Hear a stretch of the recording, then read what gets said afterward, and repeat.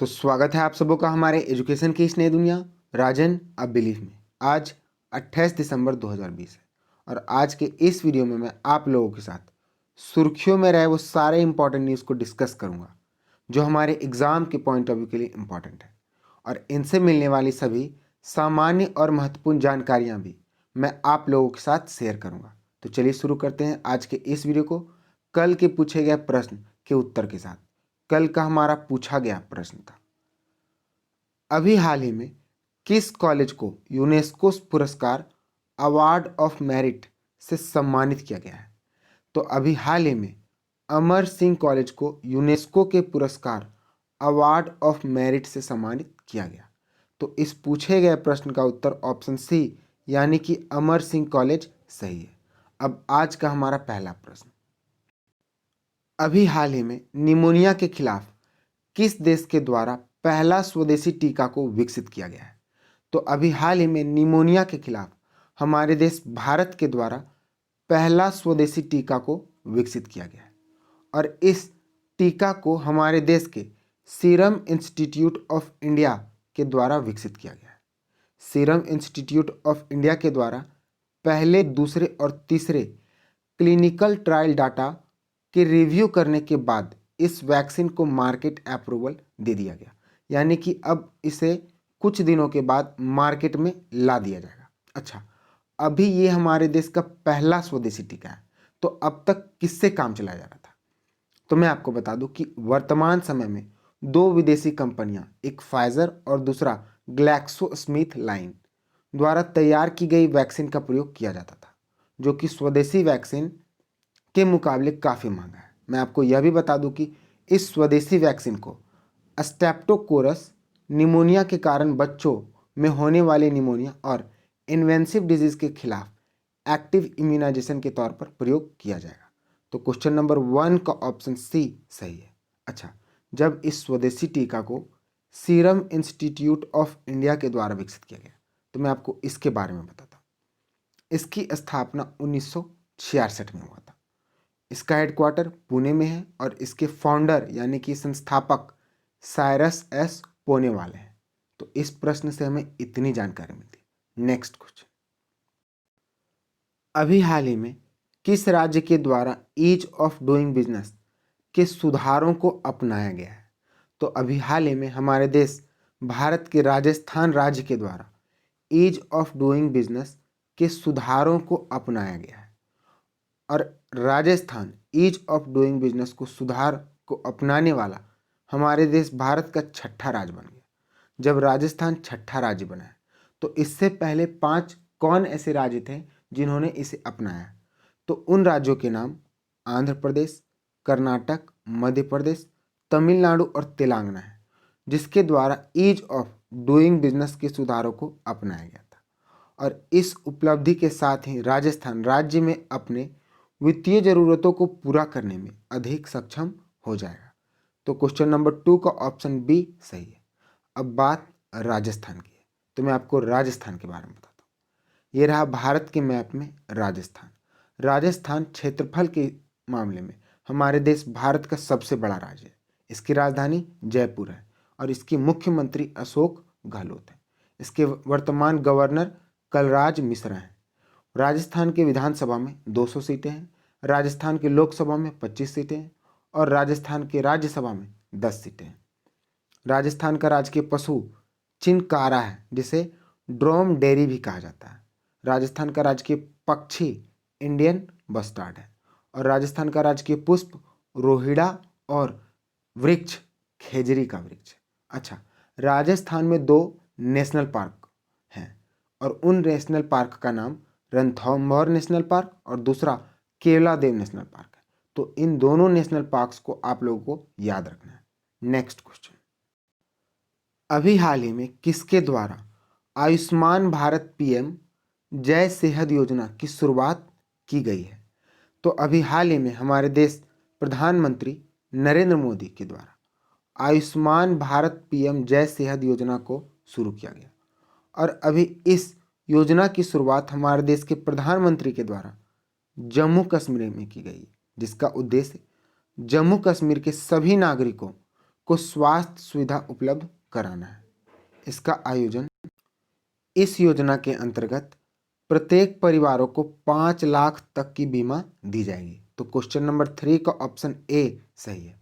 मैं आपको बता दूं कि अभी राज्य को 5 लाख परिवारों के आयुष्मान भारत परियोजनाओं का लाभ मिल रहा है, लेकिन अब सेहत योजना के अंतर्गत सभी 21 लाख, कितने, 21 लाख परिवारों को उसी तरह के लाभ दिए जाएंगे।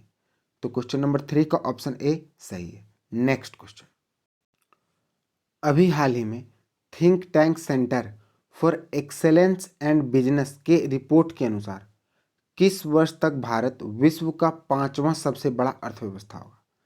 तो अभी हाल ही में think tank centre for excellence and business के द्वारा एक रिपोर्ट को जारी किया गया और उस रिपोर्ट में यह बताया गया कि भारत 2025 तक विश्व का 5वां सबसे बड़ा अर्थव्यवस्था होगा।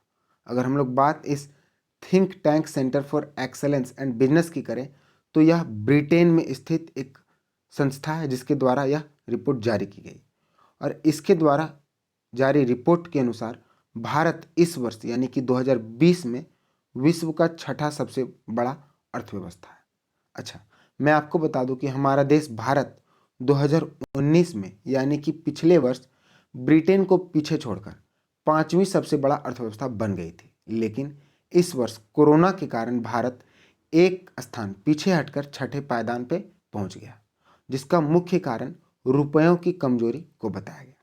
तो क्वेश्चन नंबर 4 का ऑप्शन बी सही है। और हाँ, एक बात और जो इस रिपोर्ट की सबसे बड़ी अनुमान है, इस रिपोर्ट में यह भी बताया गया कि चीन कोरोना वायरस महामारी के कारण दुनिया की सबसे बड़ी अर्थव्यवस्था बनने के लिए अमेरिका से आगे निकल जाएगा।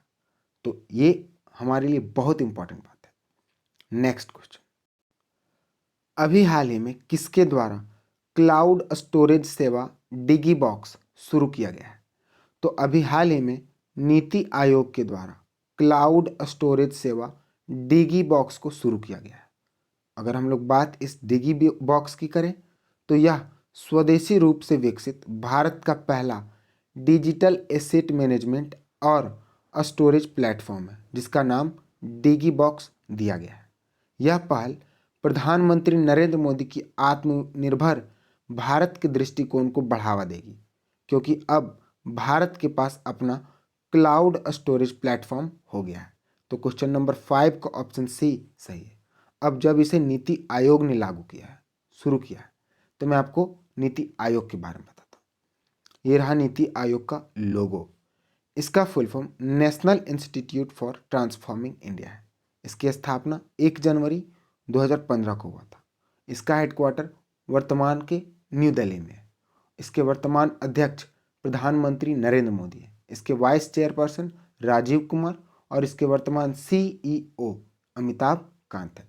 तो इस प्रश्न से हमें इतनी जानकारी मिलती है। नेक्स्ट क्वेश्चन, अभी हाल ही में खिलाड़ी जॉन एड्रिक का निधन हुआ है। वह किस खेल से संबंध रखते हैं? तो अभी हाल ही में खिलाड़ी जॉन एड्रिक का निधन हुआ। वह क्रिकेट खेल से संबंध रखते हैं और ये इंग्लैंड के एक महान बल्लेबाज थे। वह 1956 से 78 तक करियर के दौरान अपनी पीढ़ी के सर्वश्रेष्ठ खिलाड़ी थे और इनके पूरे खिलाड़ी होने के कार्यकाल के दौरान एक खास बात थी, इन्होंने 1965 की एक टेस्ट मैच के दौरान ट्रिपल सेंचुरी बनाई थी, जो कि इंग्लैंड के लिए 5वां सबसे बड़ा टेस्ट स्कोर था। तो क्वेश्चन नंबर 6 का ऑप्शन ए सही है। देखिए इमेज में, यही है खिलाड़ी जॉन एड्रिक और अभी इन्हीं की मृत्यु हो गई है। नेक्स्ट क्वेश्चन, अभी हाल ही में किसके द्वारा अंडर 17 और अंडर 20 विश्व कप प्रतियोगिताओं को स्थगित कर दिया गया है? तो अभी हाल ही में फीफा के द्वारा अंडर 17 और अंडर 20 विश्व कप प्रतियोगिताओं को स्थगित कर दिया गया और इसका मुख्य कारण फीफा के द्वारा यह बताया गया कि कोरोना वायरस महामारी के कारण इस विश्व कप को रोक दिया गया है। और मैं आपको बता दूं कि इसे 2022 तक संपूर्ण रूप से रोक दिया गया और 2023 से पूर्ण रूप से फिर शुरू किया जाएगा। अगर 2023 में अंडर 20 होता है तो उसकी मेजबानी इंडोनेशिया के द्वारा और अंडर 17 की मेजबानी पेरू के द्वारा की जाएगी। तो क्वेश्चन नंबर 7 का ऑप्शन बी सही है। अच्छा, जब इसकी घोषणा फीफा के द्वारा की गई, तो मैं आपको फीफा के बारे में भी बताता हूँ। फीफा की स्थापना 1904 में हुआ था। इसकी स्थापना फ्रांस के पेरिस में हुआ था, लेकिन इसका हेडक्वार्टर स्विट्जरलैंड के ज्यूरिक में है और वर्तमान समय में फीफा के प्रेसिडेंट गियानी इन्फेंटिनो है। नेक्स्ट क्वेश्चन, अभी हाल ही में ई संपदा नामक मोबाइल एप्लीकेशन और वेब पोर्टल को किसके द्वारा लॉन्च किया गया है? तो अभी हाल ही में हरदीप सिंह पुरी के द्वारा ई संपदा नामक मोबाइल एप्लीकेशन और वेब पोर्टल को लॉन्च किया गया और इस मोबाइल एप्लीकेशन और वेब पोर्टल को राष्ट्रीय सुशासन दिवस के अवसर पर मनाया गया। तो मैंने आपको पिछले वीडियो में बताया कि राष्ट्रीय सुशासन दिवस कब मनाया गया, तो इसका जवाब आप लोगों को अभी कमेंट सेक्शन में देना है। वीडियो को रोकें और कमेंट सेक्शन में इसका उत्तर दें। और इस वेब पोर्टल और मोबाइल एप्लीकेशन की मदद से 28 शहरों में 1 लाख से अधिक सरकारी आवास और 45 सरकारी संगठनों के लिए कार्यालय स्थलों का आवंटन किया जाएगा। तो क्वेश्चन नंबर 8 का ऑप्शन ए सही है। नेक्स्ट क्वेश्चन, अभी हाल ही में किस मंत्रालय के द्वारा पुरातात्विक स्मारकों स्थलों पर निःशुल्क शूटिंग करने की अनुमति दे दी गई है? तो अभी हाल ही में हमारे देश के संस्कृति मंत्रालय के द्वारा पुरातात्विक स्मारक स्थलों पर निःशुल्क शूटिंग करने की अनुमति दी गई है और इस आदेश की मान्यता 15 अगस्त 2021 तक होगी। इस छूट को स्वतंत्रता दिवस की 75वीं वर्षगांठ के सिलसिले में दी गई है। तो क्वेश्चन नंबर 9 का ऑप्शन डी सही है। नेक्स्ट क्वेश्चन, अभी हाल ही में किसके द्वारा अयोध्या पुस्तक का विमोचन किया गया है? तो अभी हाल ही में महाराष्ट्र के पूर्व मुख्यमंत्री देवेंद्र फडणवीस के द्वारा अयोध्या नामक पुस्तक का विमोचन किया गया है और इस पुस्तक को माधव भंडारी के द्वारा लिखा गया। इस पुस्तक में अयोध्या मंदिर के खिलाफ किए गए प्रदर्शन के बारे में बतलाता है। तो क्वेश्चन नंबर 10 का ऑप्शन सी सही है। यही नेक्स्ट क्वेश्चन, अभी हाल ही में किस देश के द्वारा दुनिया का सबसे बड़ा रेडियो टेलीस्कोप का निर्माण किया गया है? तो अभी हाल ही में चीन के द्वारा दुनिया का सबसे बड़ा रेडियो टेलीस्कोप का निर्माण किया गया और दुनिया के इस पहले रेडियो टेलीस्कोप का नाम फास्ट रखा गया और यहाँ पर फास्ट का फुल फॉर्म है, यहाँ फास्ट का full form 500 metre aperture spherical telescope है और चीन ने इस रेडियो टेलीस्कोप का निर्माण प्यूर्टो रिको के अरेसिबो वेधशाला के पतन के बाद किया है।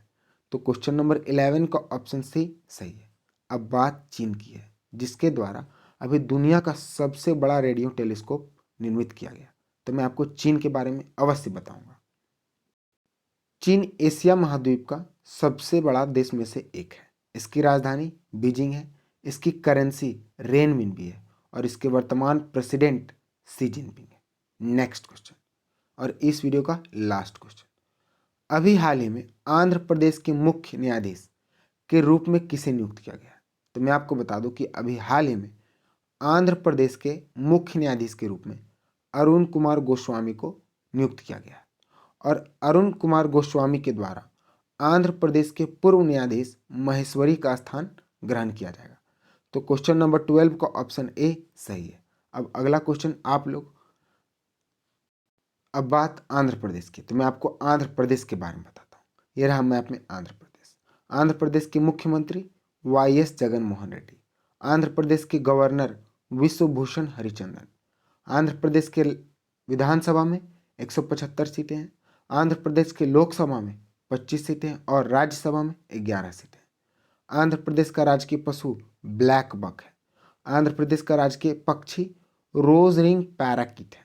आंध्र प्रदेश का राजकीय पुष्प जैस्मीन और वृक्ष नीम है। तो इस प्रश्न से हमें इतनी जानकारी मिलती है। अब अगला क्वेश्चन आप लोगों के लिए, जिसका जवाब आप लोगों को कमेंट सेक्शन में देना है। आज का आप लोगों का प्रश्न है, अभी हाल ही में किस राज्य में दुनिया का सबसे बड़ा हॉकी स्टेडियम बनाया जाएगा? तो इसका जवाब आप लोगों को कमेंट सेक्शन में देना है। All the best, good luck.